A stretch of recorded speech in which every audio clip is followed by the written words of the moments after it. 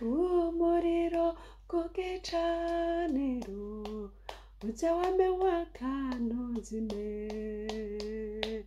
umuriro ku gicaniro uze wame waka ntuzime, mwene data umuriro ku gicaniro uze wame waka ntuzime, mu bagabo ndababuriye uze wame waka ntuzime, umuriro ku gicaniro uze wame waka ntuzime, bakenyezi ndababuriye uze wame waka ntuzime, umuriro ku gicaniro uze wame waka ntuzime, uze wame waka ntuzime, uze wame waka ntuzime. Haleluya. Mana yera ndagushimiye kuri Imana nkuru, Imana yo mu ijuru, Imana yo kwizigirwa, Imana iriho yamyeho kandi igirize. Habwa icubahiro muri kano kanya Mana mpawe nawe kugira ngo unganire n'ubwoko bwawe. Ngwino umfashe, ngwino ushoboze, ngwino undongore. Urakoze Mwami kuvyumvise. N'abankurikira bose ubaha umugisha nyaguhora ku ngoma. Mu izina rya Yesu Kristo. Ubwiza bwawe bwakayanganire, inkomezi zawe zibinjire mu izina rya Yesu. Bitangaza n'ibimenyetso bigaragare kuri bo bakiriko barumva, abagwaye bakira indwara mu izina rya Yesu. Bakiriko barumva Data wa twese mu ijuru, abarushe mu mitima baruhuke, baronke guhumurizwa kuva mu ijuru uzobukoze. Ndabigushimiye kuko ibirenze ibyo ngusabye mu izina ryawe ryera Kristo Yesu, amen. Haleluya. Muri kumwe na Françoise Habonayo. Shimiye Data wa twese anshoboje kuza hano kugira kandi kugira ngo tuganire ku ijambo ry'Imana. Imana ishimwe. Hari ijambo riri ku mutima wanje numva tugomba gusangira, riri muri iki gitabo ca Yohana igice ni igice ca 6. Turahera hariya ku murongo w'16. Imana ishimwe. Havuga umutwe w'amajambo uvuga ngo Yesu agendesha amaguru hejuru ku kiyaga, ngo buhwibiriye abigishwa biwe bamanuka ku kiyaga, batambukira mu bwato, baja hakurya y'ikiyaga i Kaperinaumu. Bwateranye Yesu atarabashikira. Ikiyaga gitangura kuzungazunga kuko umuyaga mwinshi uhuhuta. Bamaze gusoza nka stadiyo 25 canke 30, babona Yesu agendesha amaguru hejuru ku kiyaga, ariko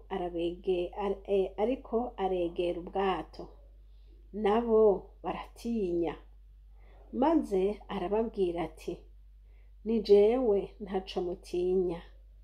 Bumva bakunze kumushira mu bwato, buno nyene buca bushika imusozi aho baja. Imana nihabwa icubahiro. Twongere ko iyindi nkuru iri mu gitabo c'ivyakozwe n'intumwa 28. Murahazi 28. Turahera ku murongo wa mbere. Umutwe w'amajambo uvuga ngo inzoka ikomora Pawulo ntiyagira icaba. Tumaze gukira tumenya iryo zinga yuko yitwa Merita. Abantu baho baratugirira neza cane bitangaje, baducanira umuriro kubw'imvura n'imbeho vyariho, batwakira twese. Ariko Pawulo amaze gusenya umuganda w'inkwi, arazikomanya, inzoka iva mu muriro imukomora ku kuboko, abo bantu baho babonye ico gikoko cenena ku kuboko kwiwe baravugana bati uwo muntu ntabuze kuba umwicanyi, kandi naho yakize ikiyaga yidaca urwankunzi ntimukundiye kwabaho, ariko akunkumurira ico gikoko mu muriro ntiyagira icaba. Ba bandi barereka ko avyimba canke kwagwa bukumbi, ariko bamara umwanya munini babireretse, babonye atacabaye barahindura bati ni Imana yo mw'ijuru nihabwa icubahiro. N'aya majambo nshuti bene data ngomba ko tuganira ko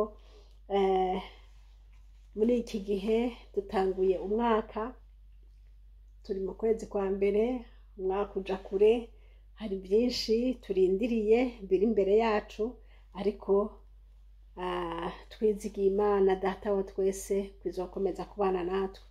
Rero nshuti aho uri hose ngomba kuganira nawe, wewe ufise aho uri kuraca uyu munsi.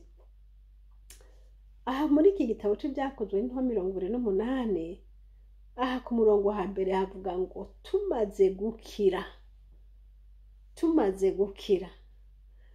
Bisobanurwa yuko Pawulo n'abo bariko baragendana bari kumwe, hariho ibyo bari barenganye, hariho ibyo bari bamaze kurengana, byari byabateye ubwoba, byari byabababaje cane, ariko barabikira. Haleluya! Bari baciye mu mazi menshi, mu mikuba myinshi cane, ariko Imana irabafasha barashika hakurya.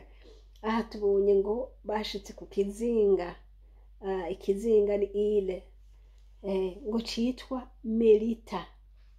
Aho hantu Pawulo avuga neza ngo abantu baho ngo barabakiriye neza, barabazimana, ngo barabacanira inkwi, barabafuka, kubera hari imbeho nyinshi cane, imbeho n'umuyaga, ngo babakira neza, ngo kandi babakira bose. Imana ishimwe. Tubona inkuru, nubwo umutwe w'amajambo bawuhaye ngo inzoka ikomora Pawulo ntihagire icaba, bashize focus kuri iyo nzoka, ariko aya majambo tuyaravye hariho ukuntu arimo amajambo menshi, ibintu byinshi cane. D'abord biratwereka ko hari aho ibyo bari bakize, bari barenganye, nka kwa kundi wewe nanje hariho ibyo twarenganye. Muri 2024 hariho byinshi twarenganye. Imana ishimwe. Haleluya! Ubu duhagaze muri 2025, kuko umwami Imana hariho ibyo yakurenganije, hariho ibyo yandenganije. Twarajabutse, ubu ntitukivyumvira ukundi, twarabihejeje, tuvuga tuti Satani waraneshejwe, ubu twirata intsinzi ya Kristo Yesu. Haleluya! Abavuga ngo ntituzoshika muri 2025, Satani yavuga ngo ijya ngwara izomuhitana, Satani yavuga ngo ngo kijya kintu kizomuhitana, ariko kubw'uhoraho Imana byose warabirenganye, nanje narabirenganye, ngo tumaze gukira. Haleluya! Hariho ibyo twakize, Imana nishimwe. Ariko kuko tukiri mw'isi, turi mu rugendo, kandi urwo rugendo harimo bimwe turengana, hariho ibindi tugeramwo, hariho n'ibindi tuzogeramwo ejo. Ariko aho tugeze hose, nagira mvugira ijambo, aho tugeze hose Yesu ari kumwe natwe. Imana ishimwe. Mu rugendo bari bahuye n'amakuba menshi, ariko Yesu ntakunze ko twama mu makuba beneda, twopfa uruja mu amakuba agahera, ugaja mu bindi bihe byitwa mu bihe bya relax, mu bihe byo kunezerwa, by'amahoro, by'umunezero, byo gutabagwa, ukibagira iby'urugendo, ukavugwa ibikomere by'urugendo wagize. Imana ishimwe. Uko niko Yesu ahora agira. Abashonje cane, Yesu ahora ashika ahantu akabibagiza inzara, akabaha kwimbura byinshi. Uwagenda gusa agakurakuranya impuzu, ubu uwaratafise aharara akubaka amashato. Kristo uko niko ameze, akakwibagiza ivyaheze. Imana ishimwe. ariko kuko tukiri mu rugendo Yesu ntagomba kutwijajara ngo babakiriye neza barabacanira barasusuruka. Aha naho ku murongo wa 3 tubonye Pawulo nawe yaragiye gusenya, azana inkwi nyinshi. Azanye izo nkwi nyinshi nawe agira umuriro aracana. Acanye ngo hacabonekamwo inzoka icisokoroka muri wa muriro ikimukomora ku kuboko. Mwabibonye? Ikibazo umuntu yokwibaza, mbega iyi nzoka mu muriro yavuye hehe? Mu muriro haraba inzoka gabenega abacanye umuriro, mu muriro haraba inzoka. Eka da, uzurabe no ku musozi niyo tuvuge bishitse umusozi ugasha, inzoka ziruka, zumva umuriro ziriruka, ahubwo bari ku nkengera nibo baca bahabonera. Naha iyi nzoka ntabwo yari mu muriro, oya, ahubwo inzoka yari mu nkwi Pawulo yashenye. Iyi nzoka rero iyumvire Pawulo yayigendanye arayizana mu nkwi irimwo. Igihe yahimbaguriye inkwi mu muriro yari irimwo, ariko yaritekereje. Ariko habonetse umuriro, ya nzoka ikirasokoroka, ikiramukomora ati kuki ugize ibi? Ariko Imana ishimwe, nagira nababwire bene data, wowe nanje hariho byinshi tugendana tutazi, kandi ibyo byose icyo bigamije ni kimwe, no kukwica, no kukugirira nabi. Kandi buri intambara yose irondera kimwe gusa, kukwica, kugukuraho, ntushishikare kubaho. Ariko Yesu umwami wacu, umukunzi wacu, wewe yaje kuduha ubugingo, yaje kuduha amahoro, yaje kuduha kubaho, yaje kuduha la vie. Ariko Satani we yamarondera kutwaka la vie, kutwaka ubuzima. Yesu Kristo nahabwa icubahiro, ahora tugwanira tugashishikara kubaho no gukorera Imana. Imana ishimwe. Aha rero Pawulo ngo bamaze kwasa gucana ujya muriro, inzoka ikirasokoroka iva mu nkwi. Natanguje agakorasi kavuga ngo umuriro ku gicaniro uze wame waka ntuzime. Umuriro iyo watse uturira ibintu byinshi, usohora ibintu byinshi. Bene data, ya mu muntu hari ibintu byinshi agendana nabyo. Muri ayo mafaranga ufise utunze menshi cyane, hajyanyemwo inzoka ariko nturanayibona. Muri ubwo butunzi ufise hajyanyemwo inzoka ariko nturanayibona. Muri ibyo byose ufise hajyanyemwo inzoka ariko nturanayibona. Ariko kandi bisa nkaho umenga murabana nta kibazo biguteye. Ariko jya imbere y'Imana usenge, umuriro w'Imana wake, niho yanze kuzoshibona, kuko inzoka ntibana n'umuriro wapi. Muri byose umuriro w'Imana numara kwaka, bya bindi bya Satani byose bizoca byidemarka, bizoca byisokorera, bijahabona, bigaragara.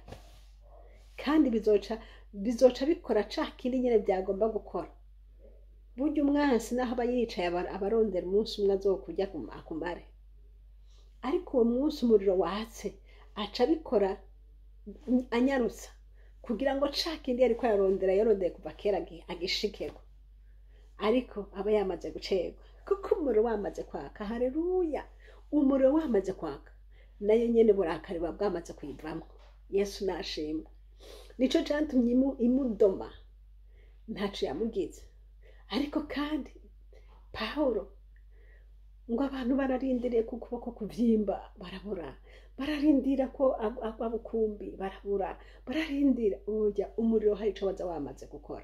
Yesu nashimwe. Burya umuriro wasohoye iyo nzoka, iyo ija gukora nk'uko yamenyereye, ariko ntaco byari bigikora, kuko umuriro wari wahabonetse.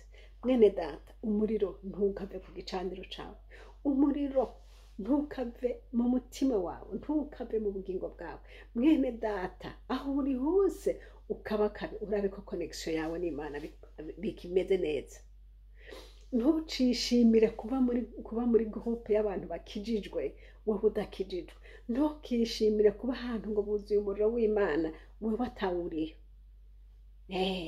Ariko uhora ukabakaba urabe uti mbega ndacari mu buntu bw'Imana, mbega uhora ukaba uraba uti mbega ndacari mu buntu bw'Imana neza, ndacabihagazemwo neza. Aho uzohora umuhirwe, kuko ibi nkubwira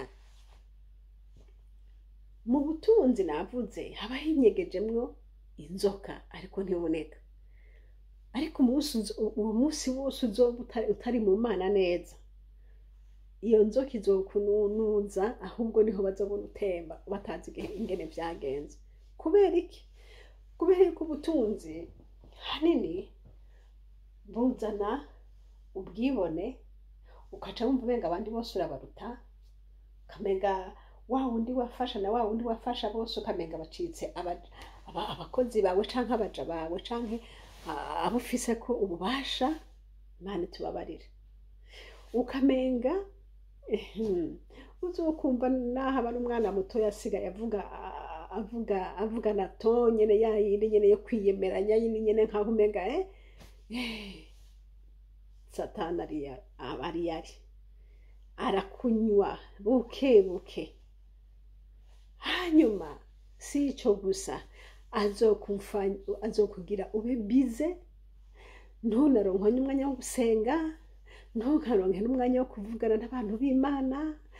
Eka uzoca ugenda mw'isi nyene, wame ku maplage, wame kwirira inkoko, wame kwifatira amavoyage, mara wagiye hariya mu rusengero ntuse no kuboneka.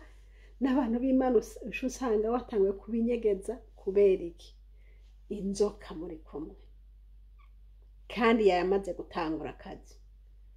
Uzomenya ko yatanguye gutangura akazi mu mutima wawe wumva utakifise muhemu yera. Ariko umunsi uzovuga uti reka nimbyukiranye mpaguruke, ukaca uvuga uti ibi bintu ibyashara ni byiza, ariko imbere yuko nja mu bikorwa bya misi yose reka ndabyitange, mbyuke saa 9 mfate basi n'isaha n'imwe nsenge nereka Imana byose, nereka Imana rajone neza. Hanyuma bumaze guca nje ngenda mu bikorwa byanje. Yesu acaganza ukurinda. Canke naho hagati kurudora jone uvuga uti amasaha mfise yo gukora nayo, mugabo ya masaha ya nayo mbwiriza kuronka umwanya nkaba imbere y'Imana ngasenga, gasoma ijambo ry'Imana, nkaririmba gatonya, hama ngasenga, kugira ngo wumve ko bwa buntu bw'Imana mukiri kumwe.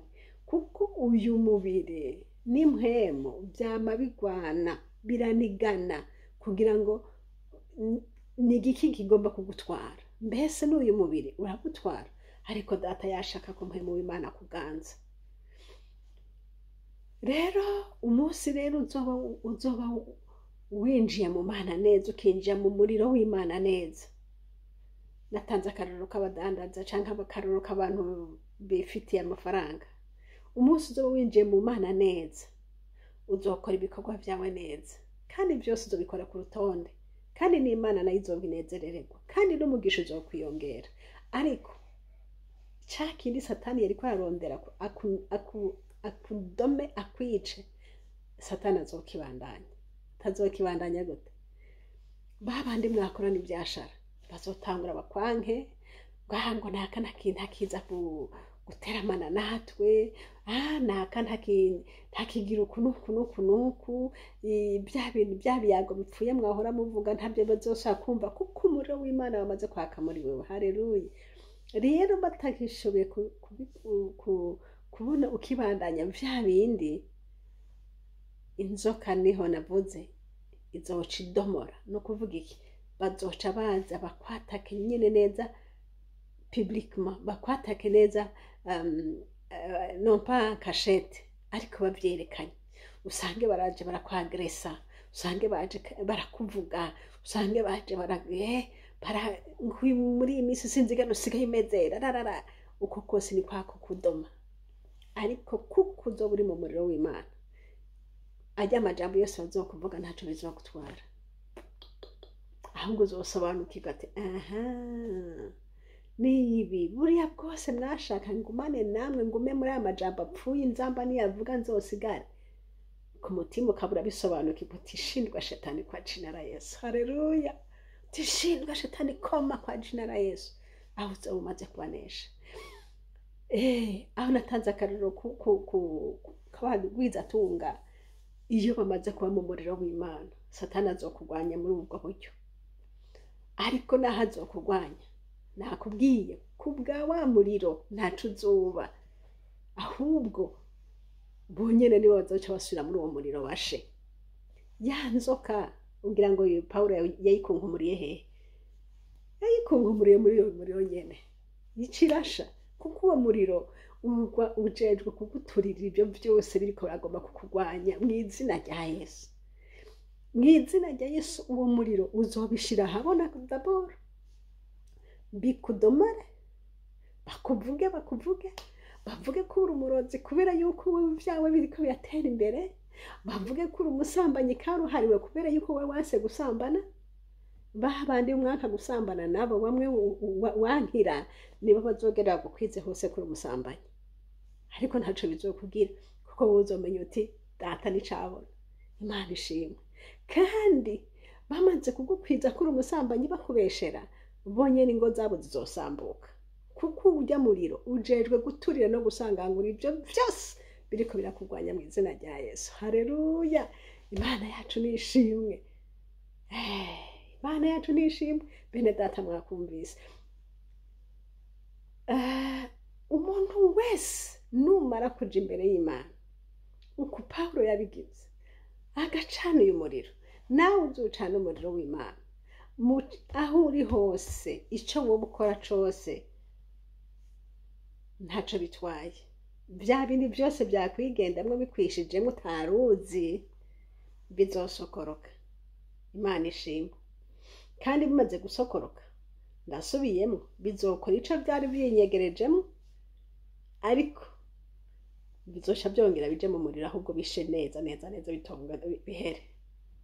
Komera rero, bandanye cana umuriro, ni ku neza yawe, ni ku neza y'umuryango wawe. Imana ishimwe. Abantu rero ngo bararavye Paulo ko avyimba barabura, bararaba ati ya uko biri kose idacugwa nkunzi yamubonye tu yakize muri ya mazi, ya miyaga ya miki muri bwa bwato, ariko ubu uko niko abantu bameze. Abantu baraba kubiboneka, ariko kandi n'abantu niko dukwiye kwama tubitahura. N'abantu mw'isi nuko nyene, mw'isi babandi bakugaburira bamwe baguha indaro, bamwe bakugirira neza, niba nzohindukira babonye ibibaye bati kumbe naka yarameze kurya, kumbe yo Imana iramwerekanye yo. Ariko kandi batazi yuko ari igihe cawe co gutabagwa, ari igihe cawe ahubwo cuko intahe ija hejuru, intahe ikamenyekana. Abahora bavuga ngo yo mbega wa muntu kweri, yo mbega ni igihe Imana igiye kukuduza barorera ya majambo yose bavuga batakiyasubiza inyuma, nk'uko abo bantu bavuze ngo mu nyuma bagahindukira bagaca bagati ega wa muntu ni Imana. Murindi jambo babuze uko bavyita, babona ati ntitwari bwabona umuntu aribwa n'inzoka ntihagiye icaba. Ni nka kwa kundi bavuga bati ntitwari bwabona umuntu bavuga kurya agashishikara avuga ubutumwa, ntitwari bwabone umuntu batuka bagira gute hamagara ntahebe pe. Ariko Satani aba yagabije ajya amajambo yose yabyuka duga aba yakwari kugira ngo uhebe, ariko aho guheba ahubwo bazobona bigenda biduga. uko niko data agenda akora. Bene data, nshuti yanje, aho uri sinzi, mvuze mu bakozi b'Imana, Satani aharondera agomba ko bazimya igikorwa c'Imana. Mvuze mu barimyi, kubera warimye ukubahisha Imana, ugasenga, ugakorera Imana mu byo wimbuye, Satani ntako azoza agutera urugi, agutere ivyona, agutera ibiki, avuga ati he ubu turabe. Bimwe yahora yivugisha ngo atwaye mu ngoro y'Imana, turabe yazobikura. Ariko ntibazi neza yuko ari bwo mwanya Imana izoba igiye kukongerereza, ahubwo mu buryo bwayo no mu nkomezi zayo bace bahindukira bavuga bati wa muntu ari mw'Imana. Imana ishimwe. Ngaruke muri iri jambo twasomye muri Yohana. Yesu ngo yariko aragendagenda, ngo ariko abigishwa biwe bari bamwitangiye kuja mu bwato, ngo bariko baraja hakurya, ngo bagenda i Kaperinaumu.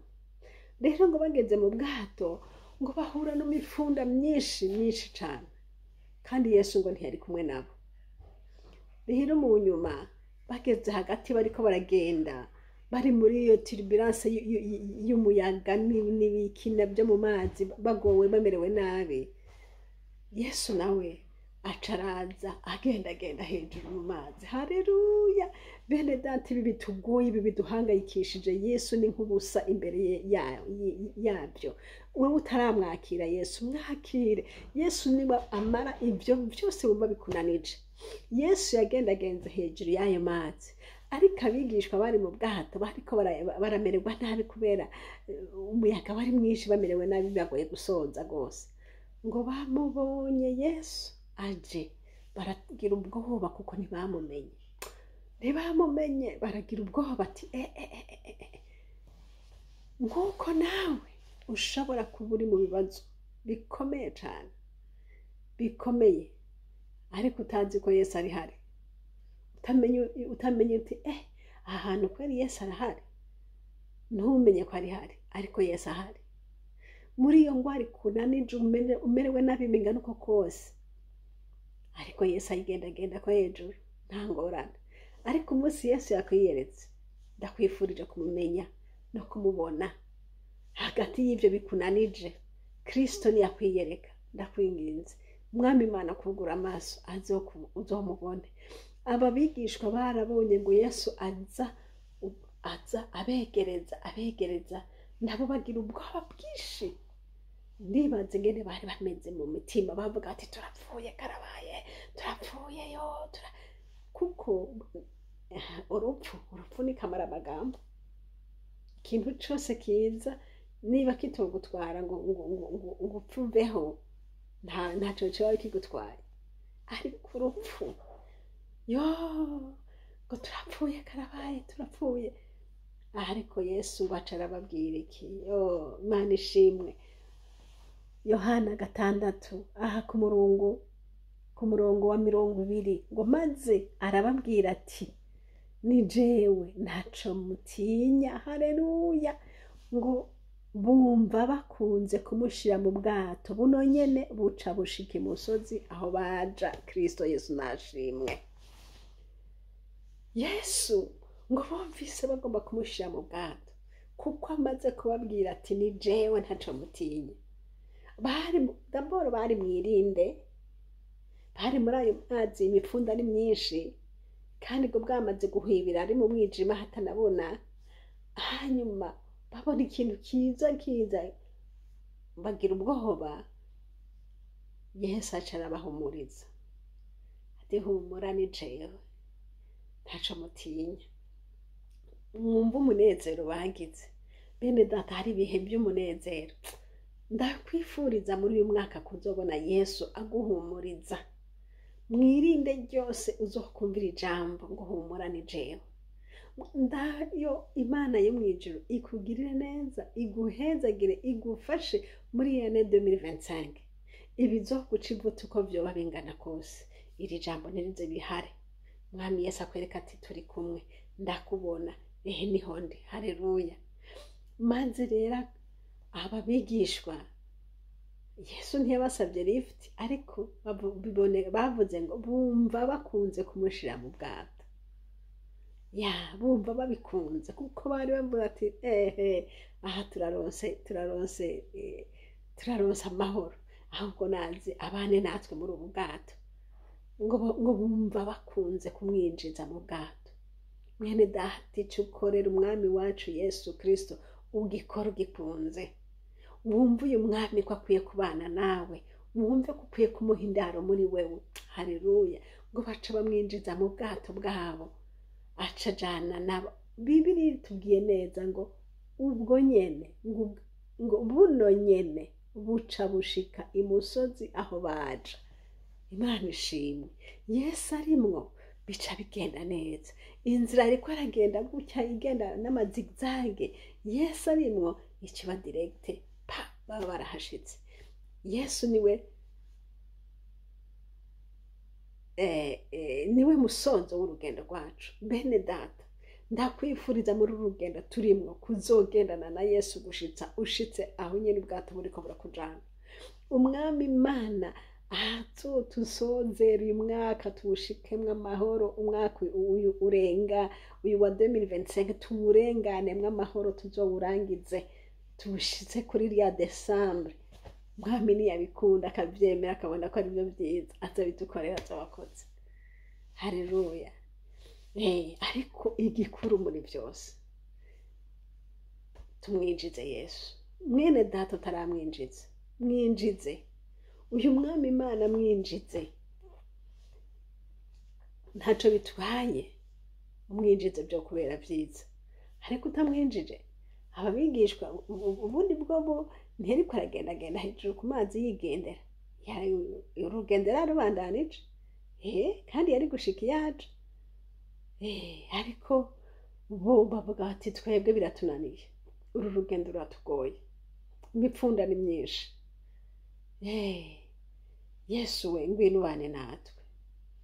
Imipfunda muri 2025.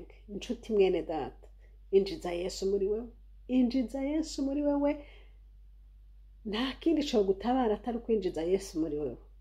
Kandi niwamwinjiza muri wewe, hariho byinshi azogendera kugwanira, ukabona ushitse amahoro yuje.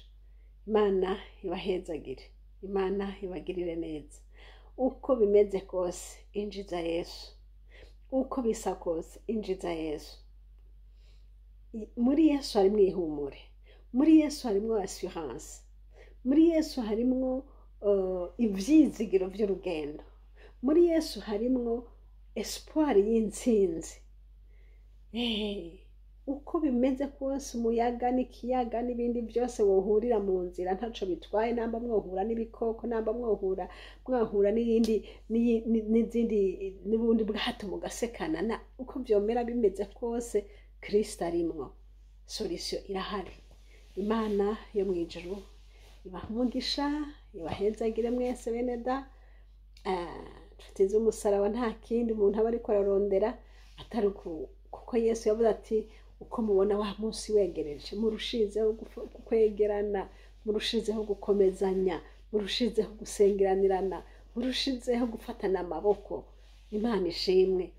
Ereka tuzogororerwa, Imana izoduhemba. Yesu nashimwe. Muri ubu bugingo turahembwa kuko Yesu aduha amahoro. Kandi no mu mpera yabyo tuzohembwa, hari ibitsibo bikiwe abera. Imana ihabwa icubahiro. Rero muri ubu bugingo, muri iyi si hari ibintu byinshi bigenda birasitana. Satani agomba kugira ngo wite mu by'isi, urondere iby'isi, urondere ubutunzi bwinshi, wegeranye, wegeranye, wibereho amahoro. Uko niko Satani ashaka.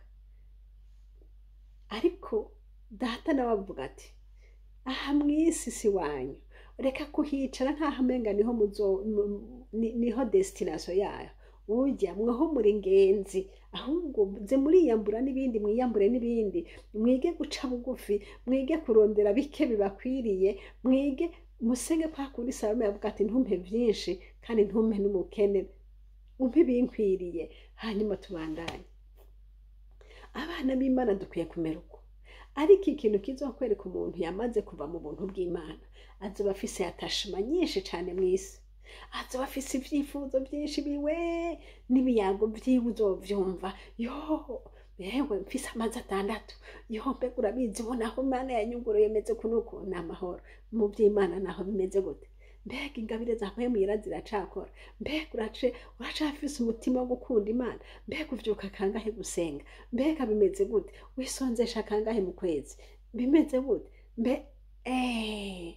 Bene data tube maso, Satani ntadutware.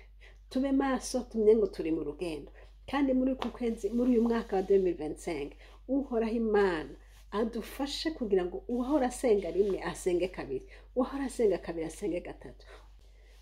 Naho neko navuga nti uhora asenga rimwe asenge kabiri.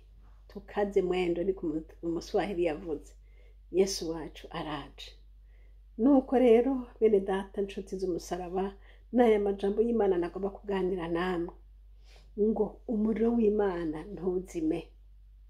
Kandi hamwe n'umuriro w'Imana, Imana izoguma idukomeza, izoguma iturinda, izoguma iduha assurance. Uyu muriro uzoduteramira bene da, uyu muriro uzosevya vya bindi byose byari bikwinyegejemwo, yamanyama vya bindi byose biri muri wewe bizogenda bihava.